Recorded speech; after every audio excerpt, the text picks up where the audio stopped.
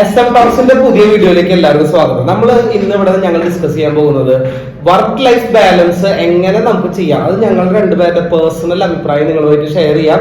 നിങ്ങളുടെ work life ബാലൻസിന്റെ കാര്യങ്ങളെ നിങ്ങൾക്ക് കമന്റ് ബോക്സിൽ എന്തായാലും ഇടുക.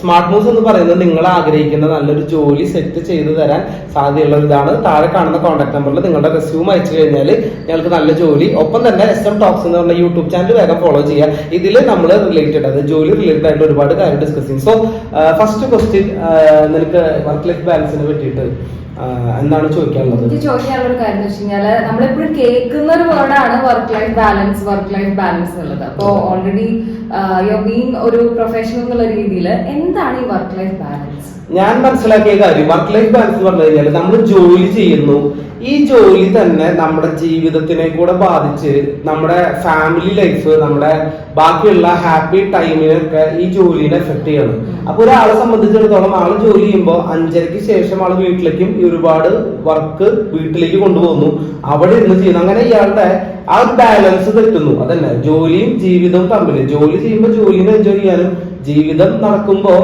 വൈഫായിട്ടും അല്ലെങ്കിൽ കുട്ടികളായിട്ടും അല്ലെങ്കിൽ ഫാമിലി ആയിട്ടും സ്പെയർ ചെയ്യേണ്ട ടൈമില് ഇത് കയറി വരുമ്പോ ഇതിന്റെ ഒരു കണക്ഷൻ മിസ്സായി പോവാണ് ഒരാൾക്ക്. അതുകൊണ്ട് ആളുടെ ജോലി ആൾക്ക് ജീവിക്കാൻ പറ്റണില്ല. ആള് വളരെ ഡിസാറ്റിസ്ഫൈഡ് ആയി പോവാണ് ജീവിതത്തിൽ.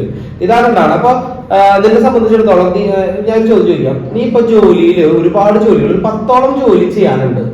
അപ്പൊ ഈ വർക്ക് ലൈഫ് ബാലൻസ് റെഡി ആവണമെങ്കിൽ ഈ 10 ജോലിയിൽ നിനക്ക് കൃത്യമായിട്ട് ക്ലാരിറ്റി ഉണ്ടാവണം. ഇതിലേത് ജോലി ഞാൻ ആദ്യം ചെയ്യണം എന്നുള്ള ഒരു ബോധ്യം ഉണ്ടാവണം. അതെങ്ങനെയാണ് നീ സെലക്ട് ചെയ്യുന്നത്?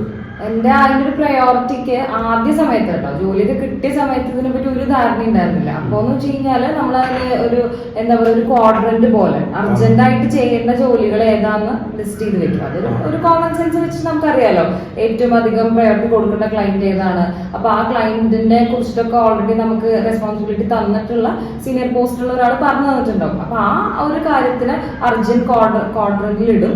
ചില ആൾക്കാർക്ക് അർജന്റ് ആയിരിക്കും, പക്ഷെ അതത്ര ഇമ്മീഡിയറ്റ് ആയിട്ട് വേണമെന്നില്ല. കാരണം സമയമെടുത്ത് ക്വാളിറ്റിയിൽ ചെയ്താൽ മതി എന്നൊക്കെ ഉള്ളത് നമ്മൾ ചോദിച്ചറിഞ്ഞ് വെക്കുന്നുണ്ട്. അതിനുശേഷം ഇതിൽ ആ ലിസ്റ്റ് ആദ്യം തന്നെ ഒരു 1 മിനിറ്റിന്റെ ഉള്ളിൽ ഞാൻ റെഡി ആക്കിയിട്ട് അതിനുള്ള പ്രിപ്പറേഷൻസ് ചെയ്തിട്ടാണ് ഞാൻ സബ്മിറ്റ് ചെയ്യാറ്.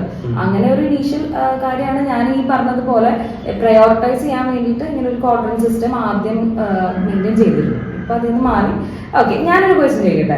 അതായത് ഈ ജോബ് വീട്ടിലേക്ക് കൊണ്ടുപോകാതിരിക്കാൻ, ഇപ്പൊ നേരത്തെ പറഞ്ഞല്ലോ 5:30 കഴിഞ്ഞിട്ടും ജോലിയൊക്കെ ആയിട്ട് പോണു, അവർക്ക് കുറെ ഡിസാറ്റിസ്ഫാക്ഷൻ ഫാമിലി ആയിട്ടോ അല്ലെങ്കിൽ അവരുടെ കാര്യങ്ങളോ ആയിട്ടോ ഒന്നും മെയിൻറ്റെയിൻ ചെയ്യാൻ പറ്റുന്നില്ല പറഞ്ഞല്ലോ. അപ്പൊ അത് വീട്ടിലേക്ക് കൊണ്ടുപോകാതിരിക്കാൻ എന്താ ചെയ്യാം? അതായത് നമ്മുടെ ജോലി വീട്ടിലേക്ക് കൊണ്ടുപോകാതിരിക്കണം. ഞാൻ എന്റെ എക്സ്പീരിയൻസ് പറയാം. എന്നെ ഒരു ട്രെയിനിങ്ങിന് ഒരു കമ്പനി വിളിച്ചു. അതായത് അടുത്ത ആഴ്ചയാണ് ട്രെയിനിങ് എന്ന് വിചാരിക്കാം. ഈ ട്രെയിനിങ് അവിടെ നിൽക്കുമ്പോൾ ഒരു ഹാഫ് ഡേ ട്രെയിനിങ് ആണെങ്കിൽ ഓട്ടോമാറ്റിക് ആയിട്ടും നമുക്ക് ഒരുപാട് പ്രിപ്പയർ ചെയ്യാനുണ്ടാവും. ആ ഇവന്റില് അവരോട് എന്ത് സംസാരിക്കണം എന്ന് പ്രിപ്പയർ ചെയ്യണം. ഈ പ്രിപ്പയർ ചെയ്യണത് കംപ്ലീറ്റ് നമുക്ക് അറിയുന്ന ബുക്സുകൾ റെഫർ ചെയ്തിട്ടൊക്കെയാണ് നമ്മൾ ഇത് പ്രിപ്പയർ ചെയ്യണത്. നമുക്ക് ഉണ്ടായ എക്സ്പീരിയൻസും അതിൽ നിന്ന് എടുത്തിട്ടുള്ള ചില കാര്യങ്ങൾ വെച്ചിട്ട് നമ്മൾ പ്രിപ്പയർ ചെയ്യണം. ഈ പ്രിപ്പറേഷൻ ഞാൻ എത്രയും വേഗം അത് ചെയ്യും. അത് പ്രോകാസ്റ്റിനേഷൻ ചെയ്യാതെ, അതായത് പ്രോഗ്രാമിന്റെ തലേദിവസം പഠിക്കുന്നത് വരേക്കും എനിക്ക് തലവേദന. ഞാൻ എന്റെ ഫാമിലിയുമായിട്ട് ബീച്ചിൽ പോയാൽ എഗെയിൻ അന്ന് ആ പ്രോഗ്രാം ഉണ്ടല്ലോ എന്നുള്ള ഒരു ഹെഡ് ഏക്ക് എന്റെ തലയിലുണ്ട്. ജോലി ചെയ്യുന്ന സമയത്തും ആ ഒരു ഇവന്റ് എന്റെ തലയിലുള്ളതുകൊണ്ട് അതിന്റെ തലവേദന ഉണ്ട്.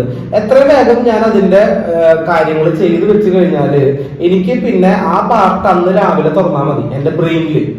അല്ലെങ്കിൽ എന്തുണ്ടാവണമെന്നുണ്ടെങ്കിൽ പ്രോപ്പർ പ്രിപ്പറേഷൻ ഇല്ലാണ്ടാവുമ്പോൾ ഞാൻ ഈ പറഞ്ഞ പോലെ അത് ആലോചിച്ച് നടക്കലാണ് പിന്നെയുള്ള എന്റെ ഏറ്റവും വലിയ പ്രശ്നം. അപ്പൊ നമ്മളൊരു ജോലി ചെയ്യുമ്പോൾ നമ്മളത് വീട്ടിലേക്ക് കൊണ്ടുപോകാതിരിക്കാൻ വേണ്ടിയിട്ട് നമ്മൾ ചെയ്യേണ്ടത്, നേരത്തെ നീ പറഞ്ഞ പോലെ തന്നെ കൃത്യമായിട്ടുള്ള ക്ലാരിറ്റി വെക്കുക എന്നുള്ളത് നമ്മുടെ ജോലിയിൽ. അതിൽ ഓരോന്ന് 1 by 1 ആയിട്ട് ആ ഒരു പ്രോകാസ്റ്റിനേഷൻ സ്വഭാവം ഇല്ലാതെ കൃത്യമായിട്ട് ഓൺ ടൈമിൽ അപ് ടു ഡേറ്റ് ആയിട്ട് അവരുടെ ജോലികൾ ചെയ്തു പോയാൽ 5:30 ആകുമ്പോഴേക്കും നമ്മുടെ ഇന്നത്തെ ജോലി കഴിഞ്ഞ് നമുക്ക് ഹാപ്പിലി വീട്ടിലെത്തി വീട്ടിലെ കാര്യങ്ങളെ അടിപൊളിയായിട്ട് എൻജോയ് ചെയ്യാനായിട്ടും പറ്റും. ഇതാണ് നമ്മൾ ചെയ്യേണ്ട കാര്യം.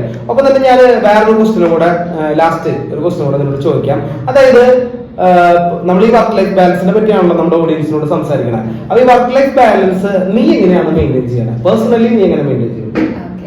വർക്ക് ലൈഫ് ബാലൻസ് മെയിൻറ്റെയിൻസ് ചെയ്യാ പറയുന്ന കുറച്ച് ടാസ്ക് ആണ്. കാരണം ഞാൻ അങ്ങനെ അവകാശപ്പെടുന്നൊന്നുമില്ല, ഞാൻ വളരെ കൃത്യമായിട്ട് അത് കീപ്പ് ചെയ്യുന്നുണ്ട്. എന്നാൽ പോലും ശ്രദ്ധിക്കുന്ന ഒരു കാര്യം എന്ന് വെച്ച് കഴിഞ്ഞാൽ ഒരു ടൈം ടേബിൾ സെറ്റ് ചെയ്യുക എന്നുള്ളതാണ്. അത് ഞാൻ ചെറിയ കുട്ടിയായിരിക്കുമ്പോൾ തന്നെ സ്കൂളിൽ ടീച്ചേഴ്സ് ഒക്കെ പഠിപ്പിച്ചു തന്നിട്ടുള്ള ഒരു കാര്യമാണ് ടൈം ടേബിൾ പോലെ പോയാൽ മതി എന്നുള്ളത്. അതായത് ഇപ്പോൾ വീട്ടിലെത്തിക്കഴിഞ്ഞാൽ എന്നെ സംബന്ധിച്ച് ഒരു 7:30 മുതൽ 8:30 വരെ എന്ന് പറഞ്ഞു കഴിഞ്ഞാൽ കിഡ്സ് ടൈമാണ്.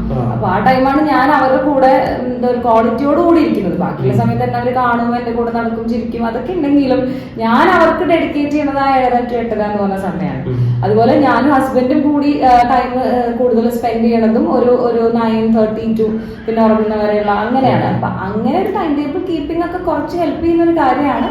ഇങ്ങനെയാണ് എന്റെ ഒരു ഓക്കെ. സോ ഇതൊക്കെയാണ് നമുക്ക് വർക്ക് ലൈഫ് ബാലൻസിൽ ശ്രദ്ധിക്കാൻ പറ്റുന്ന ചില കാര്യങ്ങൾ. സോ നിങ്ങളുടെ അഭിപ്രായം താഴെ കമന്റ് ചെയ്യുക. കൂടുതൽ സബ്ജക്റ്റീവ് ആയിട്ടുള്ള കാര്യങ്ങൾ ഞങ്ങൾ എല്ലാ ദിവസവും വീഡിയോ ഇടുന്നതായിരിക്കും. സോ സബ്സ്ക്രൈബ് ചെയ്യുക, ചാനൽ ഫോളോ ചെയ്യുക, മാക്സിമം നിങ്ങളുടെ ഫ്രണ്ട്സിലേക്ക് ഷെയർ ചെയ്യുക. മറക്കാതെ താഴെ കാണുന്ന നമ്പറിൽ നിങ്ങൾ CV അയച്ചു കഴിഞ്ഞ് കഴിഞ്ഞാൽ നമുക്ക് സ്മാർട്ട് മൂവ്സ് job.smartmoves എന്ന ഇൻസ്റ്റാ പേജും ഉണ്ട്. അതിലേക്ക് നിങ്ങൾക്ക് നിങ്ങളുടെ കാര്യങ്ങൾ ഞങ്ങളുടെ വേക്കൻസീസ് ഒക്കെ അതിലേക്ക് അപ്ഡേറ്റ് ചെയ്യുന്നതായിരിക്കും. ഓക്കെ, അതിന്റെ പേര്. Okay, thank you, by.